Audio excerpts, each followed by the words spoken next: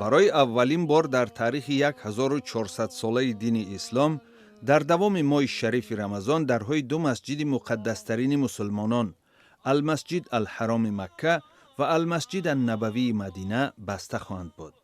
در این دوره فقط خادمان همین مسجدها و از جمله افسران امنیتی و پاککاران امکان خواهند داشت در داخل مسجدهای یاد شده نماز خوانند. روز پنجشنبه در عرفه ماه شریف رمضان تلویزیون عربستان سعودی نماز در مسجد الحرام را نمایش داد. عربستان سعودی 24 اپریل را روز اول روزه اعلام کرده است.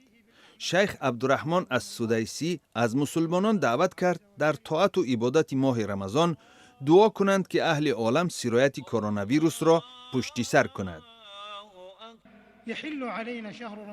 ماه مبارک رمضان در زمان آمد که اهل عالم با بحران خطرناک پاندمی کرونا ویروس مواجه است.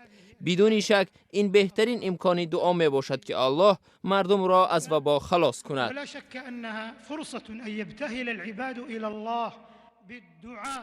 در ابتدای ماه مارس عربستان سعودی ادای نماز در مسجد الحرام مکه و مسجد نبوی مدینه را متوقف کرد. تا هنوز معلوم نیست که در ماه ایول مراسم حج چگونه دایر خواهد شد و آیا عربستان سعودی به قبول زائران خارجی حاضر خواهد شد یا نه.